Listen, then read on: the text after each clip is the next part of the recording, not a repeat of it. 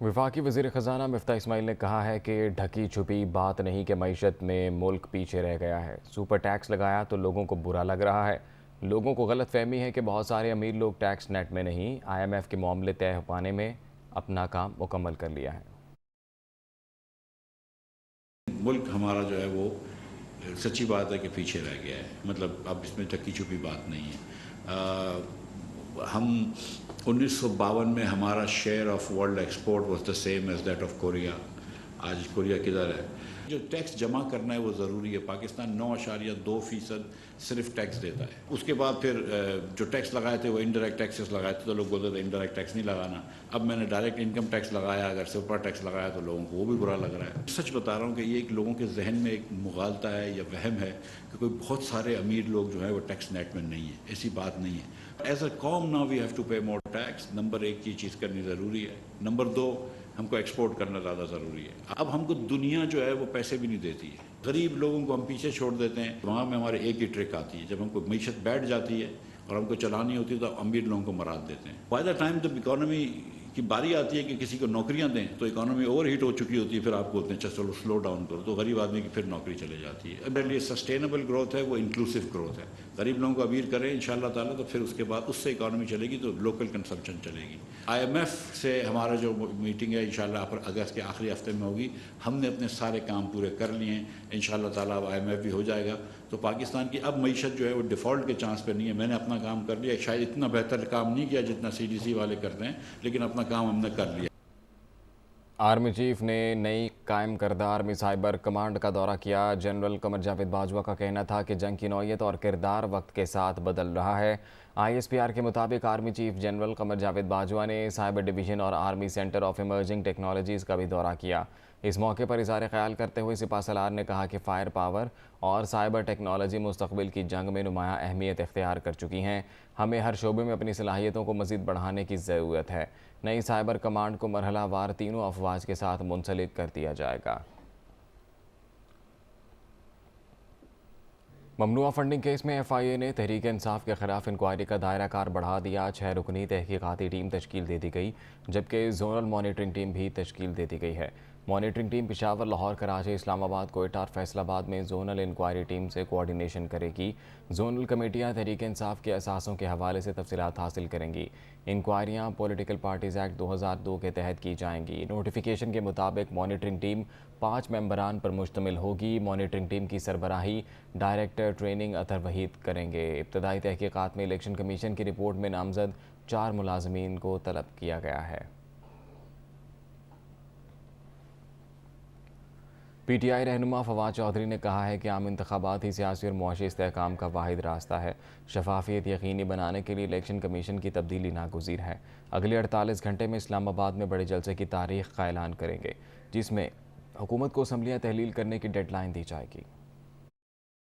Election commission of Pakistan जो है उसके ऊपर किस कौम के किसी शख्स को भी एतबार नहीं है। इसीलिए हम चीफ इलेक्शन कमिश्नर और मेंबरान के इस्तीफ़े का मुतालबा कर रहे हैं और इस इलेक्शन कमीशन के ज़ेर एहतमाम इंतखाबात को बिल्कुल मुस्तरद करेंगे। और इसीलिए हम ये समझते हैं कि इलेक्शन कमीशन की जो तब्दीली है वो नागुज़ीर है। सियासी और मुआशी इस्तेहकाम के लिए वाहिद रास्ता इंतखाबात की तरफ बढ़ना होगा, लेकिन यूँ लगता है कि मौजूदा हुकूमत जो है वो इंतखाबात कराने के ऊपर बिल्कुल तैयार नहीं है। हमने फ़ैसला किया है कि आइंदा 48 घंटों में हम इस्लामाबाद में एक बड़े इज्तिमा की जो तारीख़ है उसका तयन करके आपको दे देंगे और उस जलसे के बाद में हम डेडलाइन दे देंगे इस हुकूमत को कि वो कब तक जो है वो अपनी असम्बली को तहलील करती है। इस हुकूमत को हम ज़्यादा से ज़्यादा 1 महीने से ज़्यादा वक्त नहीं दे सकते हैं इंतखाबात का ऐलान करने के लिए। इसके साथ साथ जो ज़िमनी इंतखाबात की बात हो रही है उसने अदालती अहकामात की भी जो है वो खिलाफ वर्जी हुई है। हम अदालत में हैं और अदालत में हम जा रहे हैं कि हमारे तमाम इस्तीफ़े जो हैं वो मंजूर हो चुके हैं। स्पीकर कासम सूरी जो हैं वो तमाम इस्तीफ़े मंजूर कर चुके हैं।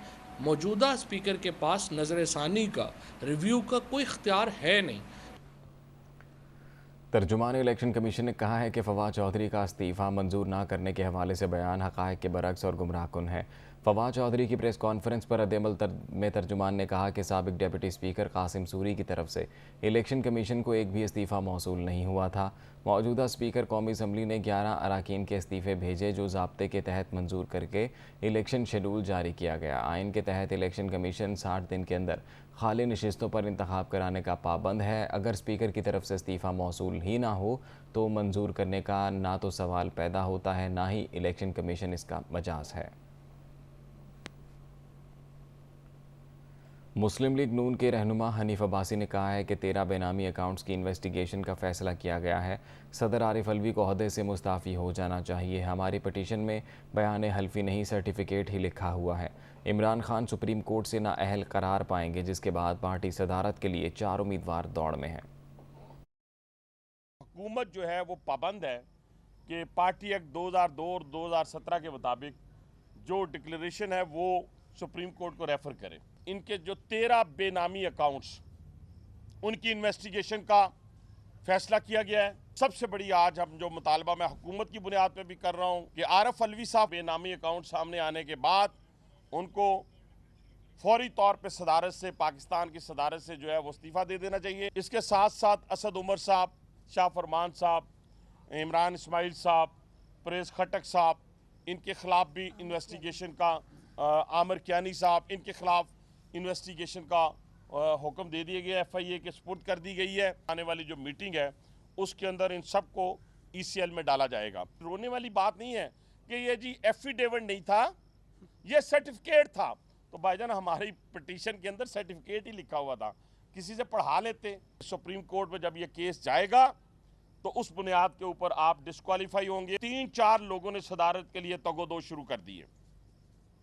ایک اس میں اسد عمر صاحب ہیں، پرویز خٹک صاحب ہیں، اور اللہ کا کرنی شاہ محمود قریشی صاحب ہیں، اور اللہ کی کرنی دیکھیں کہ فواد چودھری بھی اس لائن میں شامل ہو گئے ہیں۔ عمران خان حکومت میں ہو یا حکومت کے باہر، یہ اس ملک کے لیے زہر قاتل ہے، اور یہ امریکہ کی مخالفت کرتا ہے۔ ایبسلوٹلی ناٹ، وہ بڑا اچھا آج کل لکھا ہو، ایبسلوٹلی فراڈ۔ نون لیگی رہنما ملک احمد خان نے کہا ہے کہ صدر مملکت پی ٹی آئی کے نوجوانوں کے منفی پروپیگنڈے کی وجہ سے پاک فوج کے اعلیٰ افسران کے جنازے میں شریک نہ ہوئے۔ انہوں نے کہا سوشل میڈیا پر کردار کشی انتہائی افسوسناک ہے۔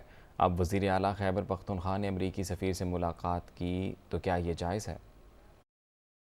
اتنے بڑے لاس پہ vice president of Pakistan is missing, وہ یہاں کیوں نہیں ہے؟ کیا وہ ملک سے باہر ہیں؟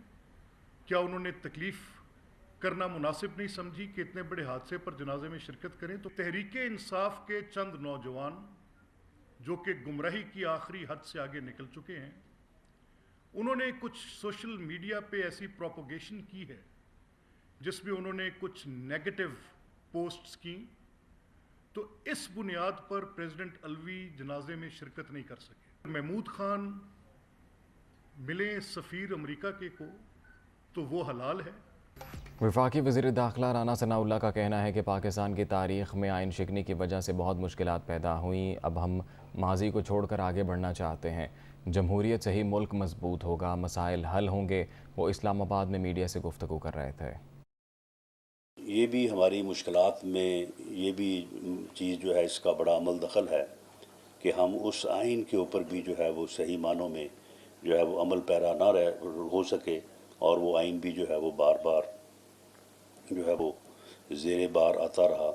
بہرحال یہ ایک ایسی بات ہے کہ اس کے اوپر ہمیں، میں سمجھتا ہوں کہ اظہار افسوس تو ہونا چاہیے، لیکن ہمیں آگے بڑھنے کے لیے جو ہے وہ ان چیزوں کو جو ہے وہ پیچھے چھوڑ کے آگے بڑھنا چاہیے۔ آج اللہ کے فضل سے جو ہے وہ پاکستان میں جمہوریت ہے، پاکستانی قوم جو ہے وہ پوری طرح سے اپنے ملک کے لیے اور اپنی قوم کے لیے جو ہے وہ آگے بڑھنے کا جو ہے وہ جذبہ رکھتی ہے۔ سندھ کے وزیر محنت سعید غنی کا کہنا ہے کہ پی ٹی آئی کے ابھی تھوڑے سے کھاتے کھلے ہیں، مزید کھلیں گے تو لوگ کانوں کو ہاتھ لگائیں گے۔ عمران خان نے فراڈ بھی کیا اور جھوٹ بھی بولا، اب کسی صورت نہیں بچ سکتے۔ وہ تو کہتا ہے کہ جی میرے اکاؤنٹنٹ نے بنایا تھا، میں نے تو سائن کیا۔ مجھ سے کسی نے پوچھا تو میں نے کہا نکاح نامہ بھی مولوی بھرتا ہے، ہم تو سائن کرتے ہیں۔ کل کو وہ کوئی کہتے جی میری تو بیوی نہیں ہے، مجھے کیا پتا تھا، میں تو سائن کر دی تھی، پتہ نہیں نام کس کا تھا اوپر۔ جرنلسٹ نے اس کے اوپر انویسٹیگیشن شروع کر دی۔ اور ان تمام لوگوں سے رابطہ کیا جن کا نام اس فہرست میں شامل تھا کہ جنہوں نے بقول پی ٹی آئی کو چندہ دیا تھا. اس نے رابطہ کیا تو اس نے کہا کہ 54% شاید اس نے بتایا 54%، جو کہتا ہے میرے پر ریکارڈ ہے، 54% لوگوں نے یہ کہا کہ ہم نے ہاں چندہ دیا تھا، لیکن ہم نے شوکت خانم کو دیا تھا، ہم نے وہ چندہ پی ٹی آئی کو نہیں دیا تھا. اب آپ اندازہ لگائیے کہ جو یہ پارسائی کا دعویٰ کرتا ہے اس نے شوکت خانم کے نام پہ لوگوں سے چندہ لیا اور اس چندے کو الیکشن کمیشن میں یہ دکھایا کہ یہ چندہ پی ٹی آئی کو ملا ہے. وزیر اطلاعات سندھ شرجیل انعام میمن نے کہا ہے کہ الیکشن کمیشن کے فیصلے کے بعد عمران خان کی سیاست ختم ہو گئی. وہ اپنی سیاست بچانے کے لیے عوام کو بے وقوف بنا رہے ہیں. میڈیا سے گفتگو کرتے ہوئے شرجیل انعام میمن نے کہا ہے کہ عمران خان نے قابل احترام اداروں کے خلاف منفی پروپیگنڈا کرنے کے لیے ہزاروں افراد کو بھرتی کیا ہے. عمران خان نے توشہ خانے سے گھڑیاں تک بیچ دی ہیں. انہوں نے کہا کہ پیپلز پارٹی ہر وقت الیکشن کے لیے تیار ہے، لیکن ہم چاہتے ہیں کہ پہلے انتخابی اصلاحات کی جائیں.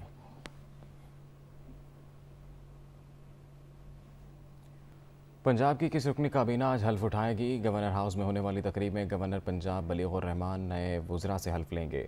پنجاب کابینہ کی حلف برداری کی تقریب دن 11 بجے ہوگی. وزیر اعلیٰ پنجاب چودھری پرویز الہی بھی تقریب میں شرکت کریں گے. وزراء میں میاں اسلم اقبال، علی عباس، شاہ محسن لغاری، تیمور ملک، راجہ بشارت، یاسر ہمایوں، انصر مجید نیازی، منیب سلطان چیمہ شامل ہیں. میاں محمود الرشید، شہاب الدین، مراد راز، ڈاکٹر یاسمین راشد، خرم شہزاد ورک، ہاشم ڈوگر، آصف نقئی، علی افضل شاہی، نواب زادہ منصور علی خان، حسین جہانیہ گردیسی، غضنفر عباس چھینا، لطیف نظر اور حسنین بہادر دریشک بھی اپنے منصب کا حلف اٹھائیں گے. وزیر اعلیٰ پنجاب چودھری پرویز الہی نے 3 مشیروں کا تقرر کر دیا. سابق گورنر عمر سرفراز چیمہ کا مشیر اطلاعات تعیناتی کا نوٹیفیکیشن جاری کر دیا گیا.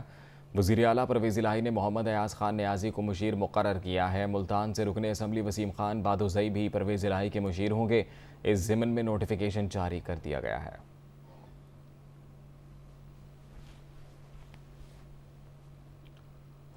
وزیر اعظم شہباز شریف نے کہا ہے کہ بلوچستان میں سیلاب سے بہت تباہی ہوئی ہے. وزیر خزانہ ریلیف سرگرمیوں کے لیے NDMA کو فوری طور پر 5 ارب روپے جاری کریں. وہ جائزہ اجلاس سے خطاب کر رہے تھے. وزیر اعظم نے متاثرہ علاقوں میں ایمرجنسی نافذ کر دی. صوبہ بلوچستان میں بہت نقصان پہنچا ہے، فاصلے بہت زیادہ ہیں، لاجسٹک کا ایشو ہے اور ایڈمنسٹریشن کا ایشو ہے. چیف منسٹر PDMA NDMA مل کے کام کر رہے ہیں. اگر گیپس ہیں تو ان کو آئیڈینٹیفائی کر کے ان کو فل کیا جائے. کمپنسیشن کے لیے بہت ہی امپورٹنٹ ہے کہ جوائنٹ سروے جو ہے وہ ایک لازمی شرط اول ہے. اس میں ہمیں فنڈز مہیا کرنے ہوں گے NDMA کو، اور NDMA PDMA چاروں صوبوں میں مل کے کام ان کو کرنا چاہیے اور کرنا ہوگا. اس میں قطعاً نہ NDMA کو کریڈٹ لینا چاہیے نہ PDMA کو. یہ عوام کی خدمت کا معاملہ ہے اور اس میں مل کے ہمیں کام کرنا ہے. میں آپ کا کام آسان کر دیتا ہوں. آپ فی الحال ان کو فوراً 5 بلین کے حوالے کریں اور بعد میں ہم اس کو ریکوپ کر لیں گے. ایک چھوٹی سی کمیٹی بناتا ہوں، مہربانی کر کے آپ صوبوں سے بات کریں. ترجمان بلوچستان حکومت فرا عظیم شاہ نے کہا ہے کہ بلوچستان میں سیلاب سے بہت نقصان ہوا. متاثرین کی مدد کے لیے سب کو متحد ہو کر کام کرنا ہوگا. تمام صوبے مشکل کی گھڑی میں آگے آئیں. وہ لاہور پریس کلب میں اظہار خیال کر رہی تھیں. Balochistan is an integral part of Pakistan. They will fight every enemy and every propaganda they orchestrate. Balochistan میں ایک سیلابی صورتحال ہے اور بہت زیادہ وہاں پر تباہی آئی ہے. تو یہ وقت ہے کہ ہم سب متحد ہو جائیں اور جو کچھ بھی ہم سے کنٹریبیوشن ہو سکتی ہے ہم بلوچستان کے غریب عوام کی مدد کریں اور آگے ہو کر ان کا ہاتھ پکڑیں اور ایک دوسرے کا مشکل گھڑی میں ساتھ دینا ہے. ہیلی کاپٹر کریش ہے، اس کی جو انویسٹیگیشن ہے وہ جاری ہے. آئی ہوپ کہ جلد جو حقائق ہیں، جو بہت ساری اور بھی چیزیں ہیں وہ سامنے آئیں گی. محکمہ موسمیات نے 10 سے 13 اگست کے دوران ملک بھر میں مزید بارشوں کی پیشگوئی کر دی ہے. محکمہ موسمیات کا کہنا ہے کہ 10 اگست سے مانسون ہوائیں ملک میں داخل ہوں گی. پنجاب، اسلام آباد، کشمیر، بالائی خیبر پختونخوا، بلوچستان اور گلگت میں بادل برسنے کا امکان ہے۔ محکمہ موسمیات نے بارشوں سے جڑواں شہروں سمیت نوشہرہ، مردان، فیصل آباد اور گجرانوالہ کے نشیبی علاقے زیر آب آنے کا خدشہ ظاہر کیا ہے۔ درمیانی شدت کی مانسون ہواؤں کا سسٹم سندھ میں داخل ہو گیا ہے۔ کراچی میں آج سے 9 اگست کے درمیان گرج چمک کے ساتھ بارش کا امکان ہے۔ محکمہ موسمیات کے مطابق کراچی میں بارش کا سلسلہ آج سے شروع ہونے کا امکان ہے، جو 3 دن تک جاری رہ سکتا ہے۔ سندھ کے دیگر شہروں میں تھرپارکر، عمرکوٹ، میرپور خاص، بدین، ٹنڈو محمد خان اور ٹنڈو العیار میں بھی بارشیں متوقع ہیں۔ موسلادھار بارشوں کے سبب نشیبی علاقوں میں پانی جمع ہونے کا خدشہ ہے۔